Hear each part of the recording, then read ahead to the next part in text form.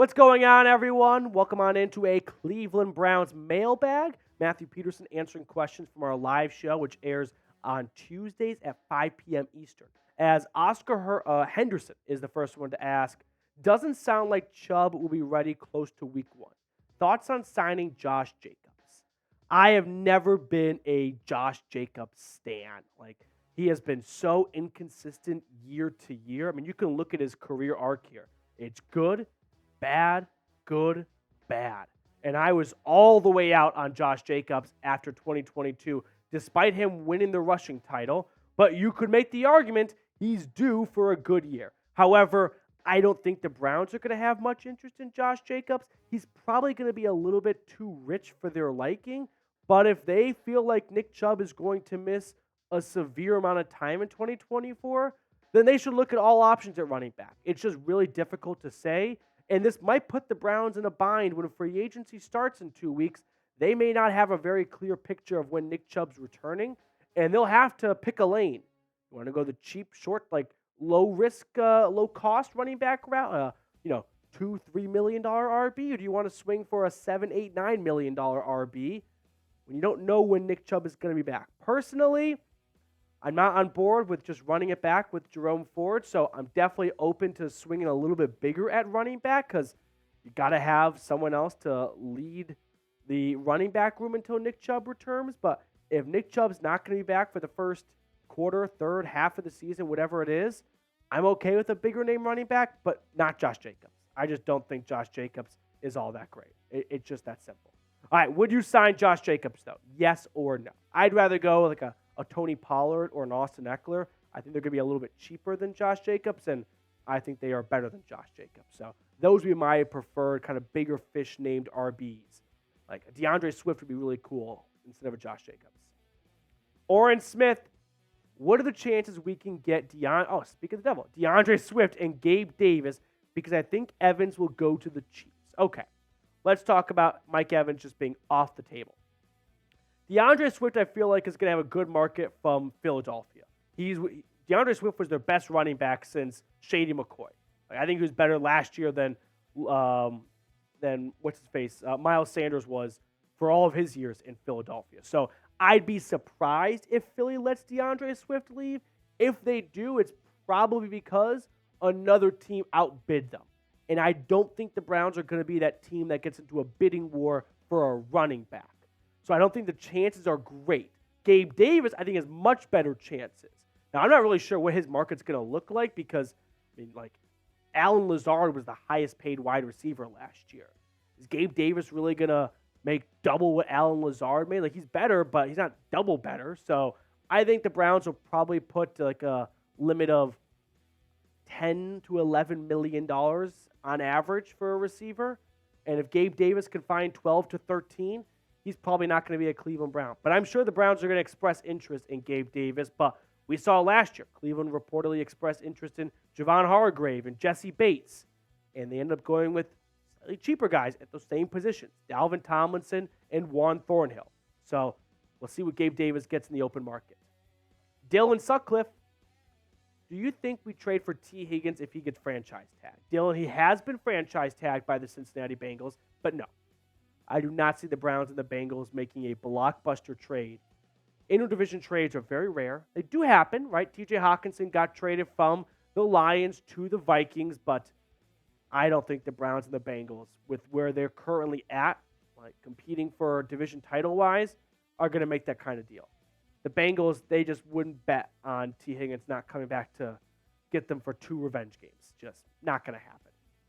All right, we have more questions to get to on today's mailbag, but first, a quick shout-out to our sponsor, which is Prize Picks. Now, what is Prize Picks, you might be asking? Prize Picks is the largest daily fantasy sports platform in North America. It's the easiest and most exciting way to play DFS. All you do is pick more than or less than on 2 to 6 player stat projections and watch the winnings roll in. Conference tournaments are almost here, which means the biggest moments in college basketball are getting closer. Be a part of the action on Prize Picks for both men's and women's college basketball. Now, I love basketball, but I also love baseball. So if you want to get into some season-long stat projections with me, go ahead with Prize Picks because we know baseball can be a bit dry for a good chunk of the summer, especially if your team's not doing well. But if you've got the more on Mookie Betts' home run total, you've got something to watch for every single night. So go to Prize Picks right now, and when you go to prizepicks.com and use code CLNS, you're going to get a deposit match up to $100. So download the app today and use code CLNS for a first deposit match up to $100. I have put all that information in the comments and description of today's video. Prize Picks, daily fantasy sports made easy. XX Epic Jet XX.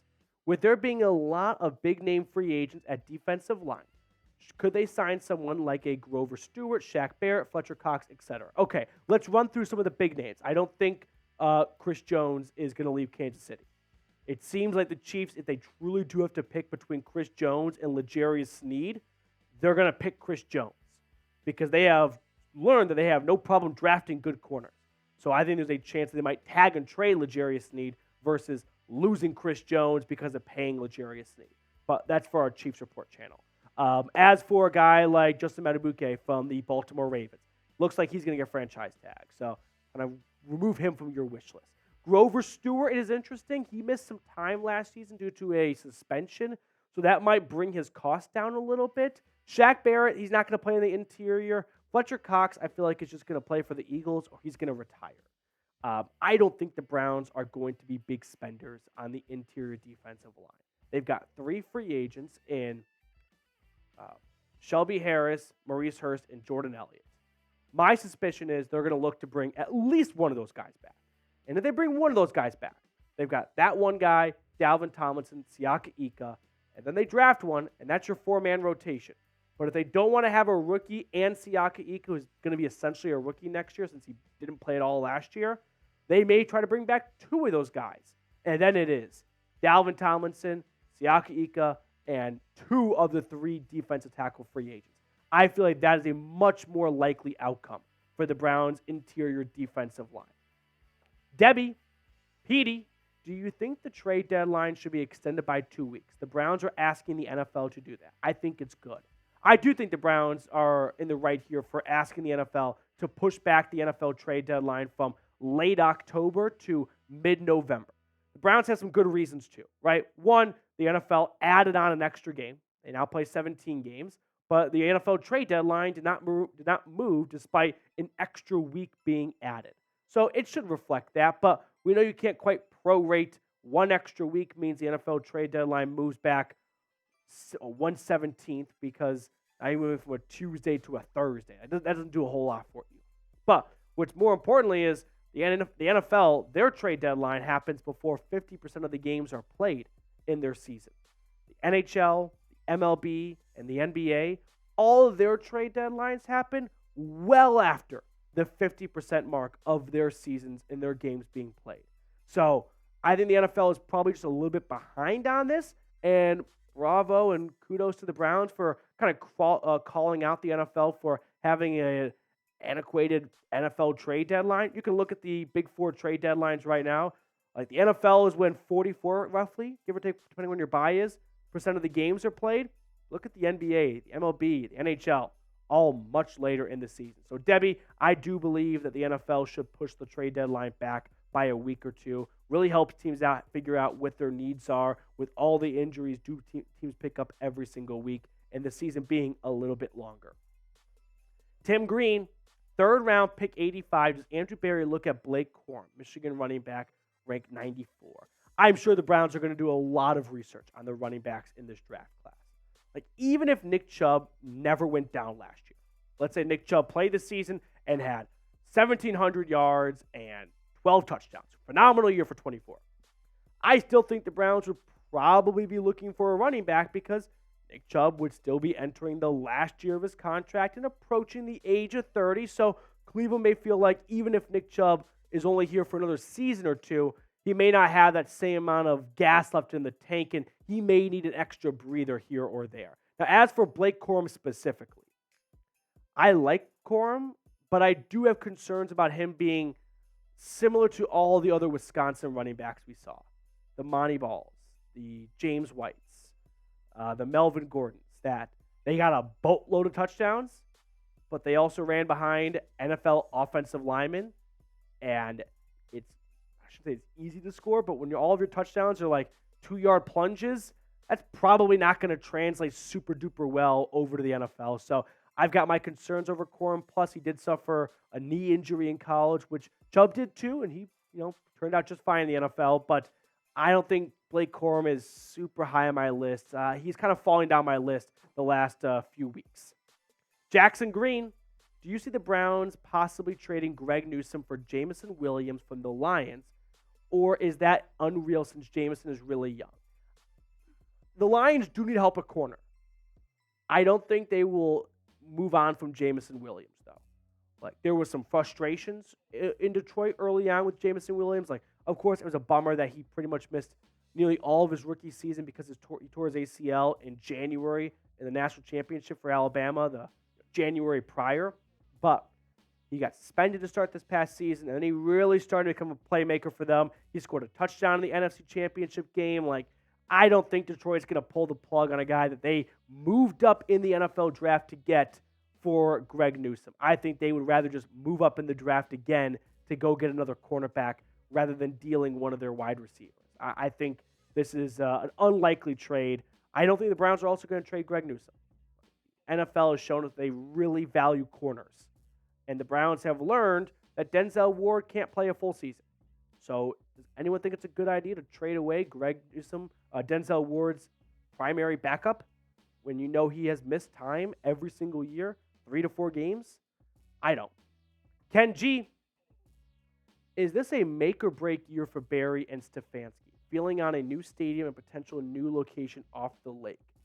Not a make or break year for Barry or Stefanski. I think they're both going to get extensions soon, and whether or not things go great or not great in 2024, unless things go like really like Hugh Jackson south, I don't think they're going to be moving on from either guy. So no, not a make or break for them. Feeling on a new stadium and potential new location off the lake. Okay. I used to be team anti-dome, AFC North, outdoor, Browns weather. My position completely 180'd after the Browns lost to the Saints when they were in a make or break spot to go to the playoffs. They were eliminated with that loss 2 years ago, and they let a team that hangs out in the Bayou, practices indoor in New Orleans, come up to Cleveland on a cold day and beat the Browns at their own game. So if you're not going to have an advantage against Southern teams in cold weather, why are we playing outside? Just for the sake of freezing our asses off?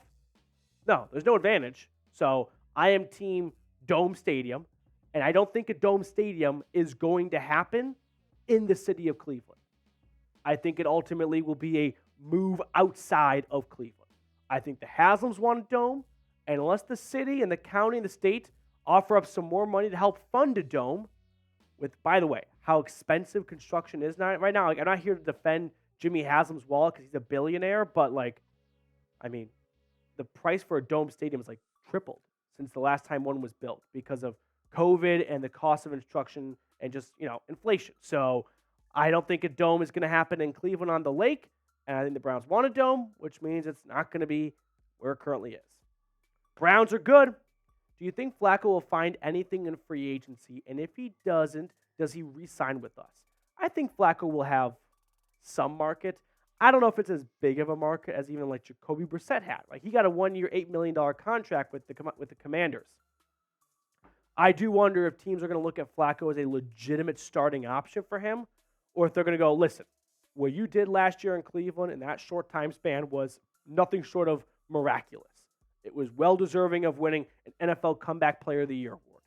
But we're not going to bet $8 million that you can keep that magic going. I feel like teams are going to be a little bit sour-ish on Joe Flacco, which would open up the possibility of him returning. But ultimately, all it takes is one team to give Joe Flacco a decent contract offer, and the Browns aren't going to spend $7 to $8 million on Flacco just to be their backup quarterback. Cool guy called Zone. Instead of wide receiver first in the draft for our second-round pick, why not a defensive lineman to be on the other side of Garrett or an interior D lineman? What do you think? When it comes to the draft, it's always a little bit tough to talk about what position the Browns should be targeting before free agency, right? If Cleveland goes into free agency and they sign a big-name wide receiver, then cool guy. I am completely on board with going interior defensive line. And the same goes if it's reversed. So let's kind of pause on talking about position needs until after free agency. But surface level-wise, I'm always team best player available. And that seems to be the path Andrew Berry has gone. Drafted Cedric Tillman, drafted Martin Emerson with his first picks in each of those drafts, and wide receiver and cornerback were not dire needs for Cleveland at that moment. So Andrew Berry and the Browns have a tendency to draft which player they think is the best, and then they'll figure out a spot and a need for him later on in his Browns career if it's not in his rookie season. Tyrone, we need to re-sign Cooper. I'll stop you right there. Cooper's not going anywhere. He is under contract. So I got great news, Tyrone. Amari Cooper is under contract for 2024. Are you saying extend Amari Cooper for years beyond 2024? We have no wide receiver depth. Moore, Goodwin are bust. David Bell, Cedric Tillman are projects. We don't even know who our wide receiver 2 or 3 are besides Njoku. Let's slow down on Cedric Tillman being a bust. He played one rookie season. Go look at some of your favorite wide receivers. You may be surprised to see what their production was in their rookie year. Wide receiver going from college to the NFL might be one of the bigger jumps. College DBs, they're not as nearly as physical or as nasty as NFL DBs are. I mean, just the overall hash marks in college compared to the NFL creates a whole different flow and tempo and speed for quarterbacks and wide receivers compared to the NFL. And I feel like we're probably rushing to judgment too quickly on Cedric Tillman. But they do need to add some more wide receivers because Marquise Goodwin is a free agent, but Amari Cooper is under contract. B-Dog, what's going on? Do you think Nick Chubb will come back and play the same? That's the million-dollar question. I'm not going to bet against Nick Chubb. The guy's Batman. The guy overcame a very serious knee injury in college at Georgia, and he went on to have a very, very good NFL career and still has a very good NFL career. Would I bet everything on it? No. But I'm definitely not going to be the first one to jump and run to the Nick Chubb is done, move on now while you can. Nick Chubb is a guy worth betting on. He is very important to this locker room. He is more than just 5.2 yards a carry. His voice, which, he doesn't have a booming voice in that locker room. He's always a lead by example kind of guy. But he does carry a very loud stick. And I think it's important to keep that in the locker room. All right, let's pick a card to wrap up the show.